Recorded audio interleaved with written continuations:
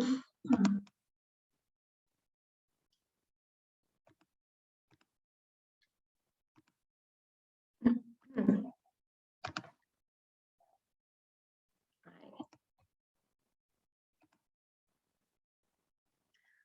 so hi everyone. As Jess said, I've met some of you, not all of you. I'm FESPA Senior Associations Marketing Executive here at FESPA, and I'm talking on the topic of brand implementation today. So building a brand for yourself gives you control, and that control gives you endless possibilities. The value of a strategic brand is not just through striking logos, clean websites, or even sales, but it's the ability to strategically capture the audience's attention and affection through emotion. That obviously then enables you to build long-lasting relationships and, of course, get that return business. A huge segment in your country needs the solution that your association offers. With digital marketing channels, it's never been easier to get in front of those people. That's not the hard part. The hard part is knowing your audience, what they want, what to say, and how to say it. To improve your chances of owning and launching a sustainable brand successfully, have a brand implementation strategy. This will help you to unveil your brand assets in a way that is manageable, tactical, and measurable. But don't rush. Think about the design budget versus the quality of the assets, plus the lasting message that your lead assets will leave if you quickly change your logo, your website, your trade show booth visuals, for example. I'd also recommend that you develop a strategy, and your objective to rebranding must be strategic. So develop a perception around who your association is, what it believes in, and why it matters. This will only be achieved when you address how you think, you speak, you look, and you behave. Make sure you market through materials, of course, sell through interaction, inspire through your environment, educate through training, and deliver on your commitments. And I put here also become your own unique culture. And what I mean by that is to form your own identity. So do that internally to existing members and prospects and to your new business leads. So internally, of course, to get that buy-in from your workforce. So I'd say celebrate the launch 4 weeks prior to the rebrand and really educate your team. So you can do that through messaging, of course, or through something tangible, get something in front of them that they can really relate to, and inform them of what steps led you to the rebrand. Existing members and prospect audience, to reaffirm your relationship through a personal touch point, because they're obviously midway into the storytelling process. So perhaps do that maybe 7 days post-launch and really reinforce your value proposition. So beyond their original expectations of your product or service. And of course, your new business leads via a marketing campaign. Again, I'd suggest that you roll that out 30 days post-launch to obtain the same objective. So to explain why it happened and what they can possibly gain from it. To devise the plan, I would suggest you first prioritize your brand touch points and apply deadlines to those activities. So maybe coordinate your assets into priority 1, 2, and 3. 1 being at the point where you go to, update your website visuals, update your emails, your sales materials, brand guidelines, trade show booths, have all those ready at brand launch or 6 months post-launch. Priority 2 assets, I would say, would be smaller trade show graphics, i.e. pop-up banners, signage, and make sure that they're available to your customers up to 12 months post-launch. And priority 3, of course, usually after the event or once that end process has turned out, like your post-show reports, your old event microsites, and your thank you communications, which can all be done maybe up to 26 months post-launch. So with all this in mind, if you outsource this part of your association, I would recommend that you liaise with your agency to develop a manageable brand implementation plan. That will really help you to, I think, break that barrier between having one and not having one, and how you can apply it creatively. So this is all relevant to you because I work to provide you with the best set of assets and toolkits I could possibly provide in line with our shared initiatives. And as some of you know, I've been working with FESPA now for 4 years to assist with your FESPA corporate brand affiliation, with your member benefit campaigns, and of course, to provide expertise and the ability to create bespoke assets to best target your members and prospects with our campaigns. The end-to-end creative process starts with choosing the right designer, so if not done in-house, and developing the perfect design brief, of course. My advice to you would be to choose someone whose work you admire and who you have a great connection with, and you'll find the process that follows is both rewarding then and productive. So first understand what you need, then approach the designers whose work reflects the style you're looking for. You're going to be working with them for a long time. So also look at the value that that designer or agency brings. So who's going to give you that return on investment, and what processes do they work through? What feels right for where your business is at? We recently took the Member of FESPA logo back into design over summer to follow our own improved corporate brand implementation plan. Our designer sent us 15 solutions to the brief, but which one did we choose to progress and why? The overriding question was for me, which spoke to me as a creative and also as a FESPA brand specialist. And failing that, how could I objectively and confidently roll out an asset that hit on our key objectives?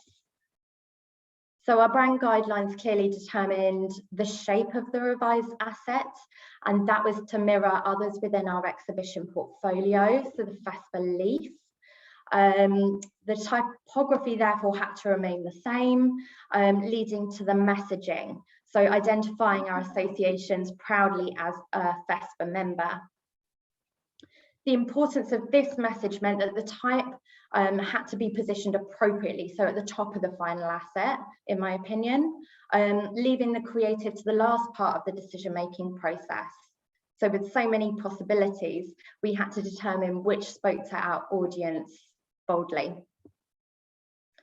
To me, it was a matter of what presented the most balanced resolution.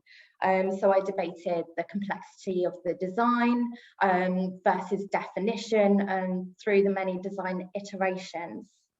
I also assessed the colour contrast and directional pull of the creative elements to fall underside the logo, the type, sorry. And also, just to say that like the asset we ended up with was strategical, scalable, most importantly, and part of a well thought out plan. So this is the new logo that you see here to the left, and who we've made it available to. It's a genuine asset of the print industry. So it reflects the FESPA brand and doesn't go to reinvent it whatsoever. And the elliptical halftone we added was the device that really delivered something real and relatable. Turning our attention to our own logo, we actively chose not to introduce magenta into our brand colour palette. We didn't wish to reach our market via the expected CMYK route. It would be the most obvious choice and there would be no subtlety there. We dropped in a colour to act in contrast to the cyan blue leaf and ended up with the dark corporate blue colour that you see in front of you. We feel that the gel between the brand motif, the typography, the colour palette and the strapline is all solid, strong and sure, and really goes to reflect the brand well.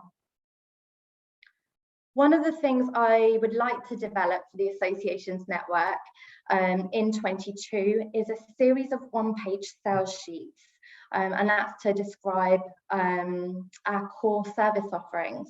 So to present a deepened understanding on products like the second edition FESPA technical guides. So product knowledge enables us as marketeers, of course, to make the right decisions in product placement, product worth, who benefits, where and how. So we needed a set of assets to assist with the FESPA technical guide rebrand in 2020. And we developed a toolkit that was in keeping with the original products and worked to really bring it to life. We took the brand to a consistent, reliable extreme to ensure it spoke to our industry, going on to generate targeted demand. Step one on my to-do list was to write a very concise design brief with a clear vision of what I wanted from the lead asset and surrounding assets. So I tend to mock up my ideas first before handing these over to an agency. I don't know if that's a good habit or a bad habit, but as a creative, I need to get my ideas on a canvas, a blank canvas, but to be used as for inspiration more than anything. So in this particular instance, I requested 18 assets of various sizes to promote via your websites, newsletters, e-signatures, in advertisements with your ad partners, event stands, social media channels and email platforms.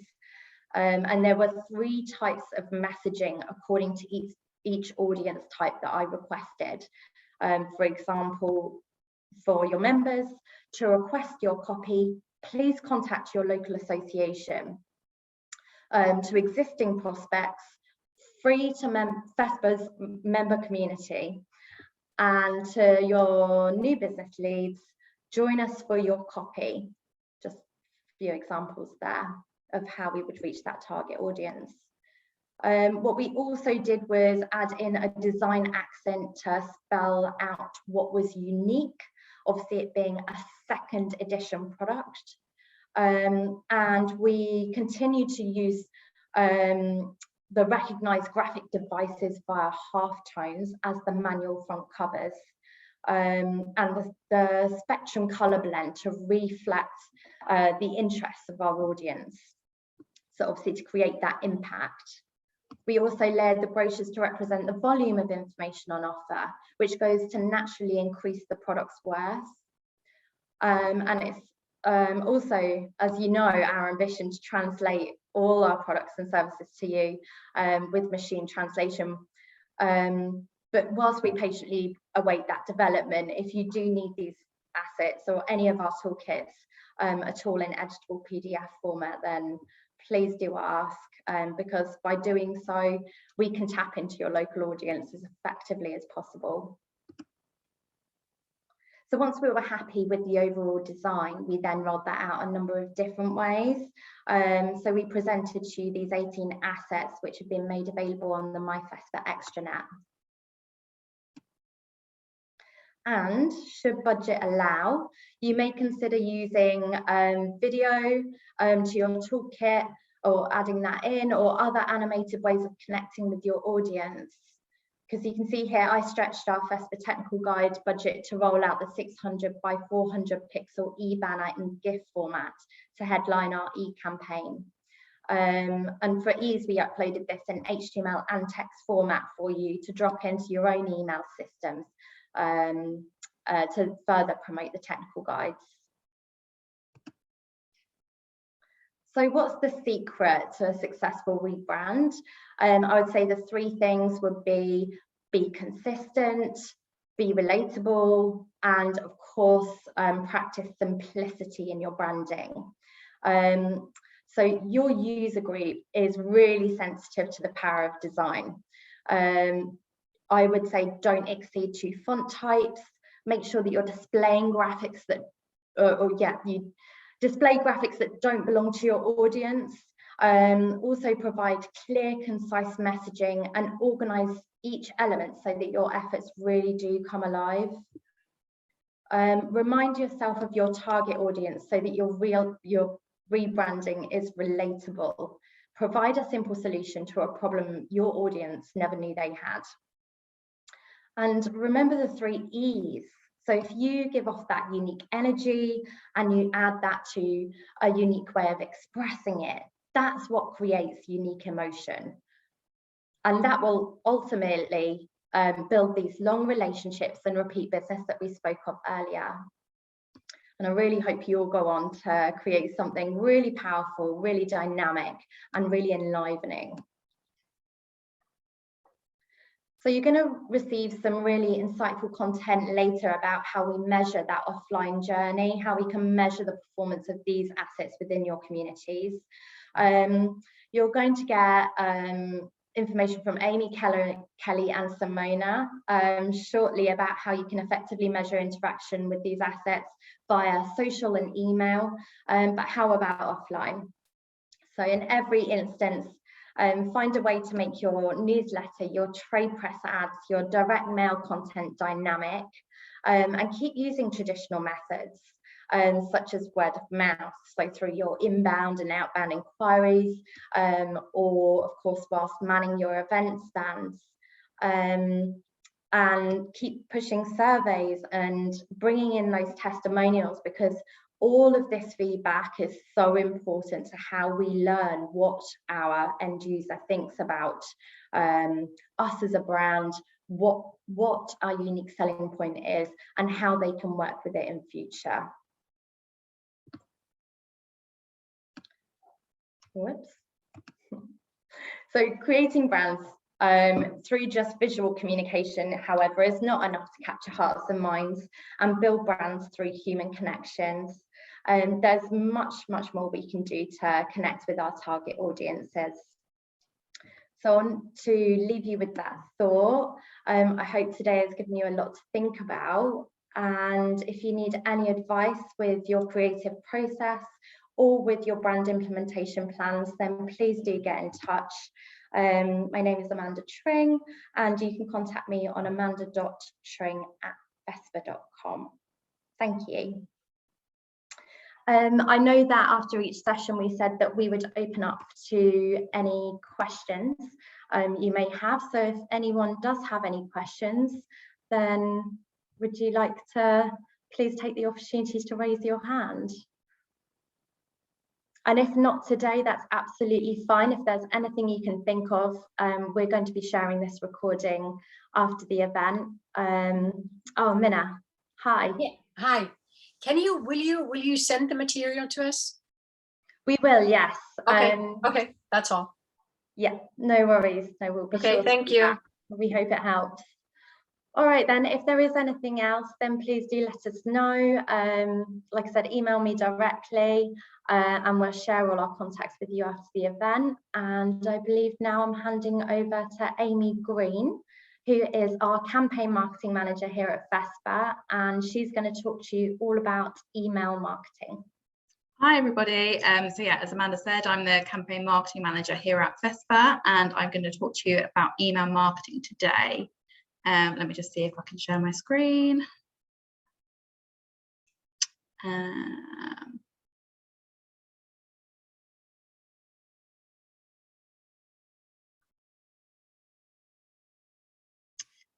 Okay, so right, email marketing best practice. The first thing you want to consider when it comes to email marketing, above all else, is audience segmentation. So at the very least, I would recommend segmenting your data out by language as well as by sector. So at FESPA, we tend to separate out digital printing, screen printing, and textile.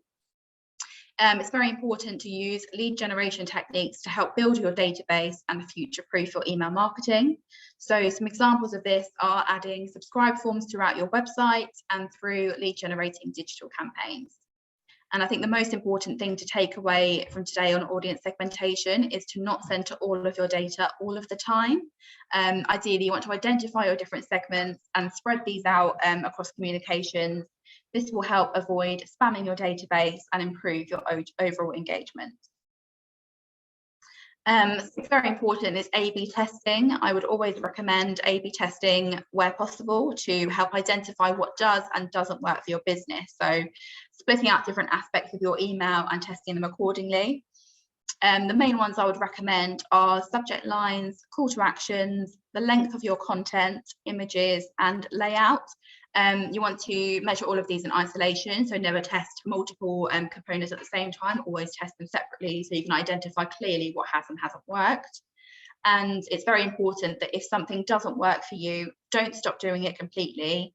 Test alternatives instead to see if there's something that may work better. And something to consider is deliverability. You shouldn't just focus on open rates and click-through rates for your emails. You need to make sure you focus on the email landing in their inbox in the first place. And some very easy ways you can improve your deliverability are by sending at consistent volumes for all of your emails, making sure that when you do send at high volumes, you do it gradually. So over the space of a week for very large data parts and at a minimum over a day. And you should also regularly filter out all of your non-engaged data. So for us, anyone who hasn't engaged with any of our emails for 6 months, we move them into a non-engaged campaign, and we don't target them as regularly or exclude them completely from any of our campaigns. Something you may not be too familiar with is spam filters. So email providers have filters in place to make sure that users are not receiving junk mail. Some ways you can avoid getting caught in these spam filters are by not overusing images in your email campaigns. Spam filters tend to dislike more than 3 or 4, so keep images to a minimum and make sure they're really impactful where you do use them. I would avoid using too many exclamation points. That automatically is going to send your email to spam. Don't use too much heavy text, and avoid using capitalized content, particularly in subject lines. Most important thing in terms of spam filters is to never buy your data. You could unknowingly be purchasing spam traps, and these are fake email addresses. They're created by email providers with the intention of catching out people who are purchasing bad data. So if you don't purchase data in the first place, there's less risk that you will fall into one of these traps. Some best practice tips in terms of send and frequency.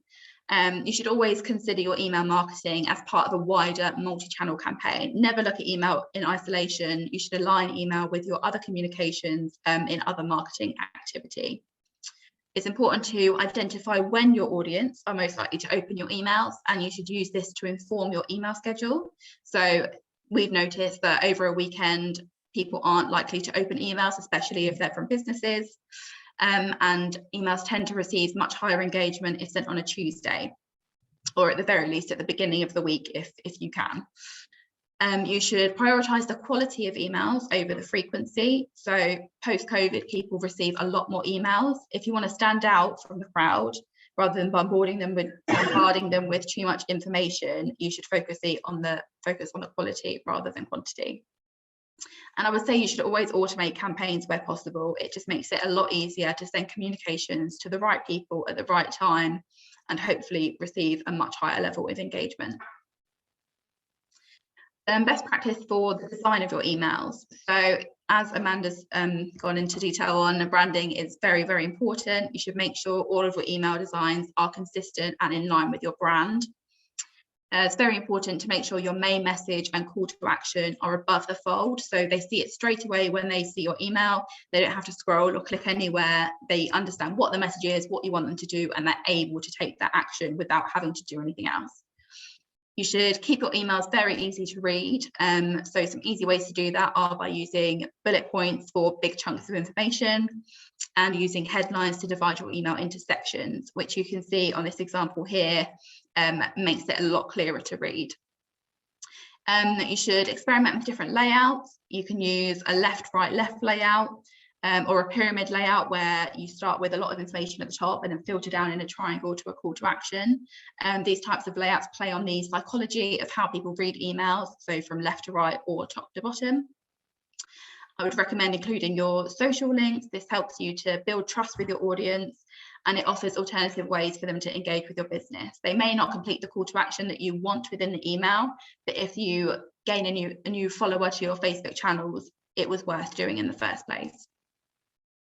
You should always consider your landing pages part of your email design. So I'd recommend testing them frequently, but if you are going to test your landing pages, then remember to keep your emails the same so that you can pinpoint any successes or failures to the landing page itself. In terms of content, you should always build your content around one main objective. Don't use too many call to actions or different messages because it might be confusing to the user. It's important to keep your tone of voice consistent throughout all of your email.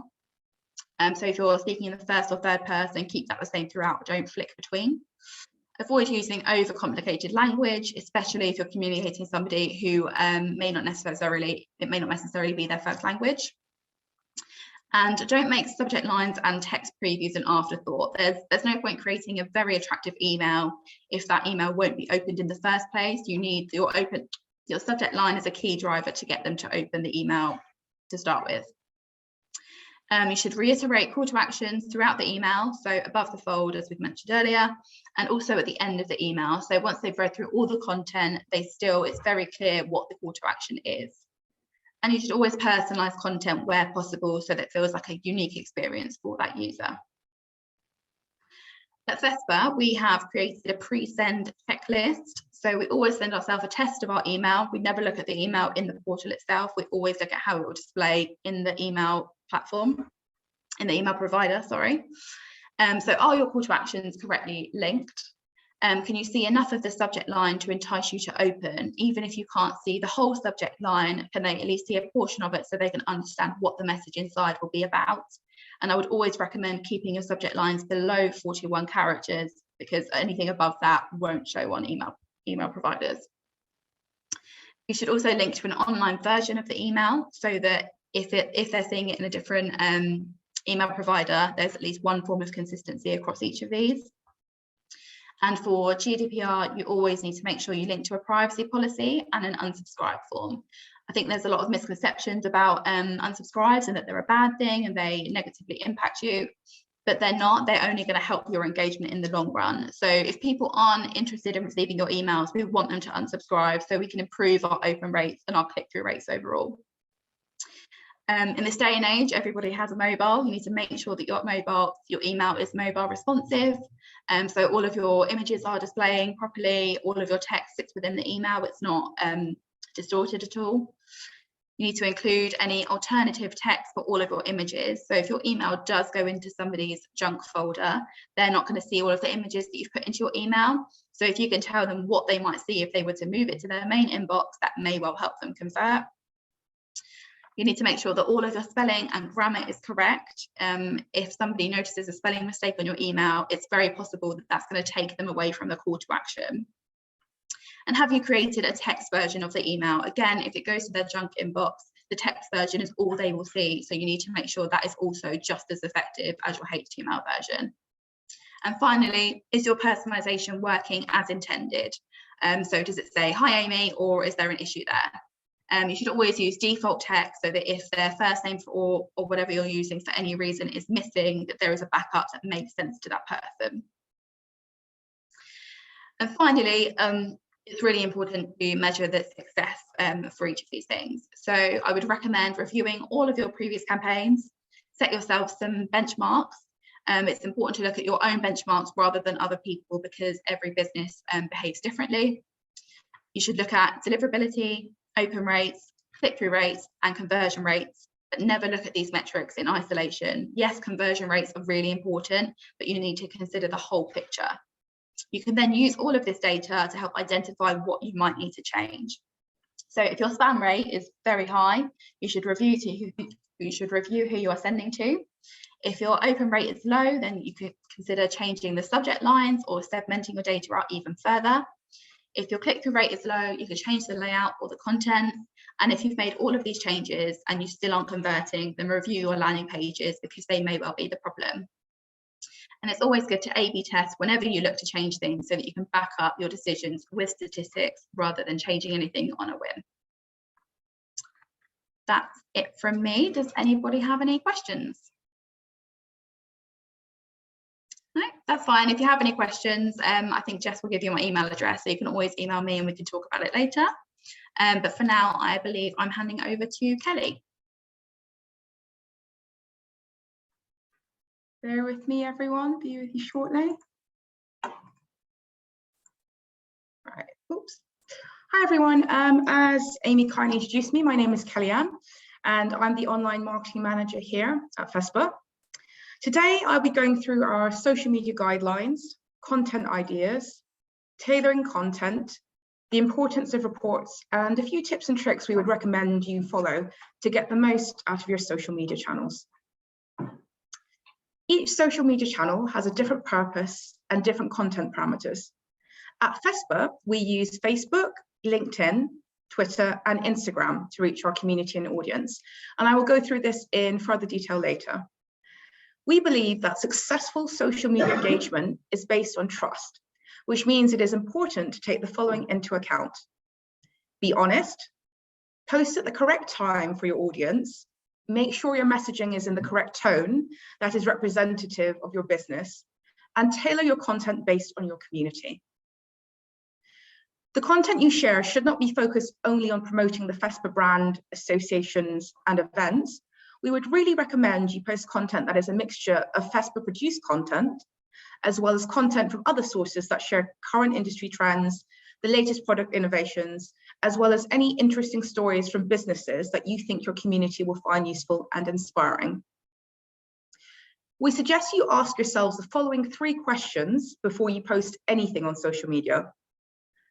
1, who are you trying to target? So who are your target audience? Is what you're posting, will it be of interest to them? Number 2, will what you're posting help your associations achieve its goals, and will it help your members? And number 3, what is it you're trying to achieve? What is the call to action? For example, are you trying to direct people to your website? Are you trying to sign up a new member, or are you trying to get them to watch a video? We would also suggest that you avoid duplicating any posts across social media channels. So please make sure that the messaging that you use is different for every single social media channel. Otherwise, audiences are more likely to not engage with your content. In addition, make sure that you share, like, comment, and interact with other social media posts from other relevant industry accounts, as this will increase your brand exposure and reach and will encourage potential newcomers to visit your social media. As an association, we recommend that you use social media to showcase any new objectives or initiatives that your members are currently working on to help inspire your community. And of course, bear in mind FESPA's key message, which is our profit for purpose messaging. There are 3 content areas we would suggest you work on. Number 1, insights. These include key statistics or market research or opinions from different industry experts, partners, and members. Number 2 is news. What is currently happening in the industry? So make sure you share any current updates that is happening, and feel free to share any content from FESPA.com that you think may be of interest to your members and community. And finally, number 3, events. Share any information about FESPA events and FESPA associations and highlight the themes and new trends.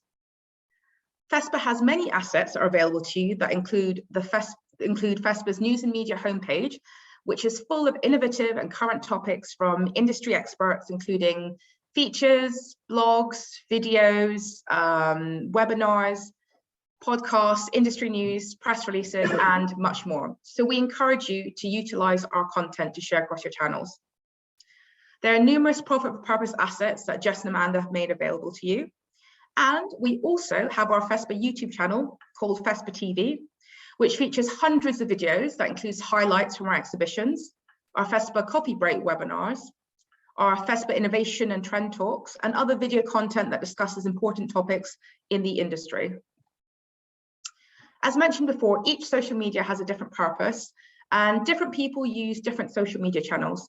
So we highly recommend that you take the time to really get to know your audience and how they like to interact and which social media platforms they frequent. To maximize our reach, FESPA uses Twitter, Facebook, LinkedIn, and Instagram. And for FESPA, the following content performs best on these platforms. So for Twitter, please just bear in mind that there is a character limit for each tweet you post, which is 280 characters. Whereas for LinkedIn, Facebook, and Instagram, you're able to post much longer messages without having to worry about such strict character limitations. The content that works best for us on Twitter are sharing industry trends and the latest news, podcasts, and testimonials with videos. For Facebook, the content that works best for us are industry trends and news, information about current industry events, as well as blogs. And for LinkedIn, it's information on industry trends, in-depth articles about technical topics, as well as FESPA corporate and show-related news. Regarding Instagram, this platform is best used for pictures or videos from events, as well as video testimonials and showcasing product and campaign highlights. So we'd recommend, if you have any really interesting or engaging pictures or video content, definitely post these on Instagram. Please bear in mind that these are just all our recommendations, but please be aware that every social media account performs differently based on your audience's preferences. Spending time on reviewing your social media analytics and reporting is crucial to determining how well your posts are performing. LinkedIn, Facebook, Twitter, and Instagram all have free analytics available that allow you to monitor your new followers, your post engagements, impressions, and link clicks. By reviewing your analytics, this can show you what posts work really well, what type of content works well, be it videos, features, or blogs, for example. And also you can determine what topics are of interest to your audience for specific social media channels. By checking how your audiences are engaging with your content, you can then determine what future content you should be including that will ensure that your audience stay interested and engaged. If you're receiving new followers and your audience are really engaging with your social media posts, this is a great indicator to show that you're managing your social media channels very effectively. And finally, here are some tips and tricks that we would recommend you utilize for your social media.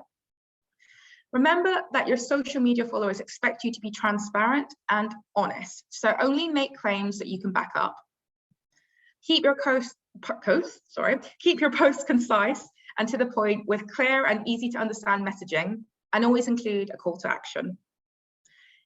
It would be a good idea to always add social media icons and links to any marketing collateral you send to your members or potential members. This will make sure your community are aware that you're active and available on social media, and will encourage people to follow your social media channels, thus increasing your number of followers. We would also suggest that you use a maximum of 3 hashtags for posts, and make sure you use industry-specific words. Using the @handles for any experts or people that are featured in your post is important. So make sure that you find the person and company's social media handles and tag them in any of your posts. And if the story that you're posting about is from a different media source, ensure that you give them credit and include their handle in their post as well. By doing this, this will increase your brand exposure and increase the likelihood of your post being seen by more people. Always try and include a link where possible, and include at least 1 image with each post or a video clip, so it's more visually appealing. Doing so will more likely attract people to your social media posts. Thanks for all your time, and that's me done. Does anyone have any questions? Sorry? Oh, sorry. Yeah. So if you did want to reach out to me or ask any questions, feel free to email me on kelly.young@fespa.com. Otherwise, I'm going to hand you over to my colleague Simona, who will discuss website tips and tricks.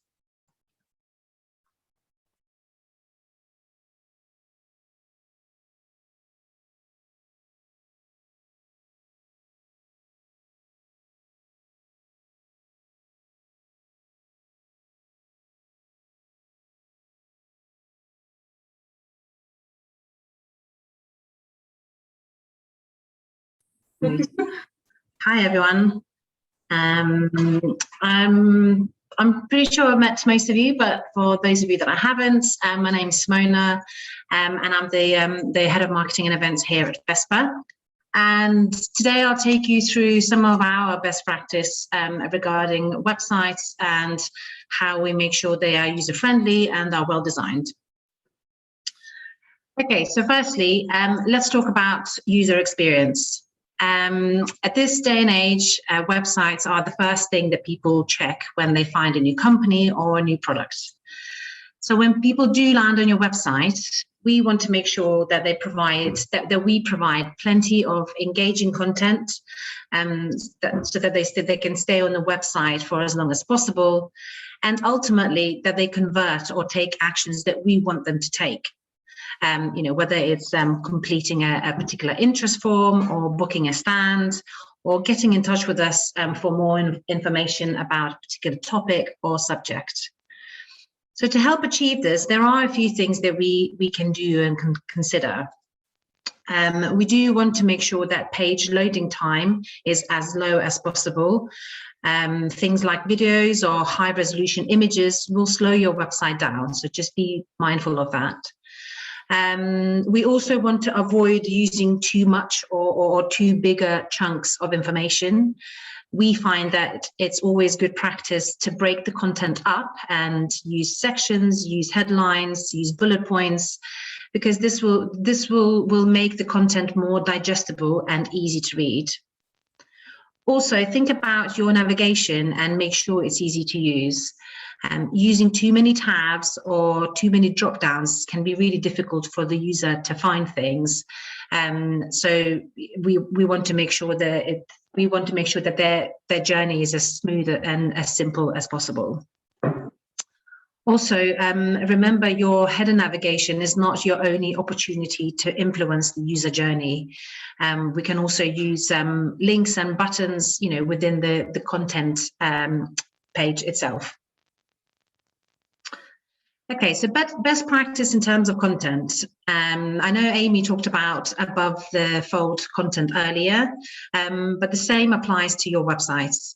Ideally, we want the person to understand what we offer and why it's of interest to them on that very first screen that they see, before they even have to scroll down for further down the page. Also, be mindful that people read left to right, so you might want to consider where you place your images and key texts on the page. What's the first thing that the people will see and read when they first land on your page. And lastly, think about all of your call to actions or CTAs. We always try to make these as clear and as simple as possible. We don't want them too long or too complicated because it's just not very catchy. Best practice in terms of design. So let's think about colors for our CTA. So you probably already noticed, but at FESPA, we tend to use bright primary colors for our call to action buttons. And often we use this with contrasting text color just to make sure that it really stands out and pops. And also always check the CTA itself to make sure it's easily readable. In terms of white spaces, people are often afraid of it, which means that they can, add unnecessary content or additional components. And this can actually make the page look very busy, and it means the user is more likely to leave the page. I always feel that the cleaner the website is, the easier and clearer it is for the user to read it and easier to engage with it. It's always good to keep website pages consistent in terms of how they look and feel, even if the content itself on each page is very different. So at FESPA, for most of our websites, we tend to have a handful of page templates from the very beginning of kind of creating the website, so that we can use and rotate those templates throughout the website, regardless of what type of content it is for. And this also helps us to kind of keep everything on brand and keep everything consistent and of how the website looks and feels. In terms of analytics and reporting, what should we look for? So the key metrics that we find are most useful are time on a page and bounce rates. If the bounce rate is really high and users spend very little time on a page, it's fair to assume that the content and design on that page needs some improvement. At the same time, pages that have very low traffic, for example, tells us that those pages need to be more prominently linked or more promoted throughout the website. I think it's worth saying, don't be disappointed if your bounce rates are particularly high. I think it's important to kind of recognize that this is an opportunity to improve. And most importantly, it's more important to compare the bounce rates month to month so you can understand how it's changing and how it's improving. And then lastly, we feel that it's always good practice to regularly test different landing pages, mostly to understand or identify which visuals or which content combinations work best. Essentially, the more we test, the better understanding we get about what works and what doesn't. So we are very big on testing here. Okay, onto mobile optimization. So in this day and age, pretty much everyone has a smartphone. You know, the content and information is accessible from pretty much every platform these days. So when you are designing or when you're building your website, how it will look on a mobile should probably be one of the first things to consider. I mean, even when Google crawls your website, they only check the mobile version. So mobile optimization is really very important. To ensure your website looks and works great on mobiles, there are a few things that we can do and consider. I think, first of all, think about various design elements, such as embedded videos or images. You know, make sure that all of these are mobile responsive. It's also good practice to keep text within boxes, which helps keep the content clean and kind of nicely formatted. Also at FESPA, we always make sure that our content is scrollable. So, you know, it kind of avoids the need for the users to click through a series of pages. Also, you might have noticed that we like to use pop-ups to inform our visitors about registration, for example, or you know, when we had show cancellations, pop-ups can work really well because it really grabs visitors' attention. Having said that, you know, it's always good to be mindful about how many of these pop-ups we use, because having too many of them can be irritating for the user, and some of the content can become inaccessible, which means the user is more likely to leave the website. The website. Okay, data capture. So your website is probably the best opportunity to build and capture new data. At FESPA, we tend to use a lot of gated content, which is essentially content that is available behind a short form that the user needs to complete in order to download a report or a white paper and so on. So alternatively, you might have an opportunity to use preview content, which we do with Club FESPA Online. That way you can kind of attract any prospects and non-members who get a flavor of your content without having full access to it. We also provide plenty of opportunities throughout the websites for users to sign up to our newsletters or to inquire about exhibition stands or register their interest to visit one of our shows and so on. So it's always good, excuse me, it's always good practice to make sure that the length of the form is balanced. So, for example, short forms will generate more leads, but longer forms will generate better leads and capture more details about the users. So something to think about when you do build those. Okay, best practice in terms of search engine optimization or SEO. So content SEO is based around keywords. We use tools such as Google Keyword Planner to conduct our keyword research. We then add the keywords we identified to the back end of your website, and then we embed these keywords in the main content, website content itself. Websites that build their content around relevant topics appear more credible to Google, and this will improve how highly you rank in search engine results when people search for those particular terms or words. So there are a few tips that we do at FESPA that you might want to consider. You might have heard of evergreen content, but essentially it's content that remains relevant regardless of the season or a particular time frame.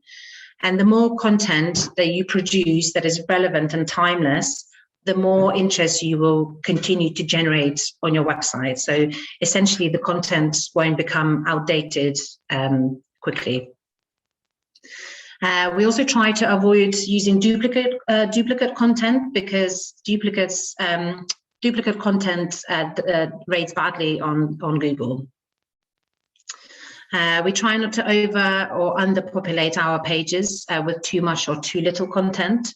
We kind of find that pages should have a minimum of 500 words. And in terms of maximum, it's kind of difficult to say, because it's very much dependent on the purpose and the type of content we are displaying on that particular page. So, for example, with a blog or an article, you know, it's absolutely fine for it to be much longer in terms of word length, because it's less informative than it is an article. And lastly, best practice in terms of technical SEO. So there are a few things that we do that help keep our website SEO healthy. The more credible you appear on Google, the higher you will appear on its search engine results. So do make sure that you have a strong link building strategy in place with reputable sources. We also have a lot of images and video content on our website, particularly on our corporate FESPA.com site. So on all visual assets, we always make sure that they are sized correctly and they're not too heavy or too large, because otherwise, again, that will slow down your overall website performance. Whenever we display any visual assets, we always use alternative text. So again, for anyone who's using a website where images are not displaying, they can at least read what the image is, which might encourage them or entice them to download the images and kind of get the content, read the content in its full glory.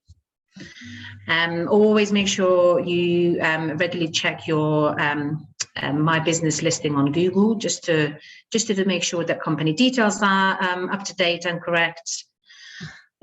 Excuse me. And always regularly check pages and links on your websites, just to make sure none of the links are broken. And lastly, I think it's good practice to avoid using too many iframes because Google can't read them. I know they are very useful, but kind of avoid using too many of them. I think to summarize, we have a dedicated members of the marketing team now who are very much responsible for our websites and for the health of our websites and how they rank on all search engines and so on. So I think we very much see this as an ongoing strategy. Website creation should not be seen as a one-off activity. It's very much, it's a very much ongoing process, and it's very much at the core of our marketing activities throughout the year. And that's all from me. I very much welcome any thoughts, any questions from anyone. Sorry, excuse me. If anyone does have any, oh, there's Ella. Ella, I think you are on mute. Oh, the question. Oh, okay. Okay. I think if anyone does have any specific questions for any topics, please do email us, and we'll be very happy to respond to anything specific. But yeah, I'll pass you back to Jess for now. Thank you very much. So thank you everyone for joining us.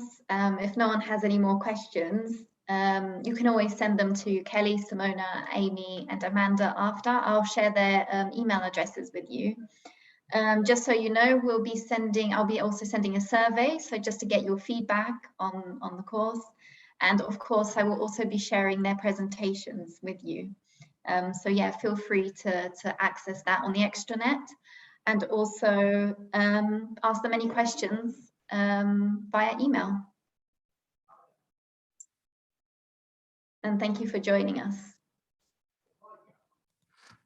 Yes, Minna? Yes. will you send the video as well? The one you recorded today? Yes, we will be sharing also a recording, Yeah. either the one from today or for the session for Okay, tomorrow. yeah, it doesn't matter. Okay, yeah, we will All do. right. Okay, thanks. Oh, amazing. No more questions? No, No? Okay. All right. Thank you everyone for joining us. thanks. Thank you very much. Bye. Bye-bye. Bye.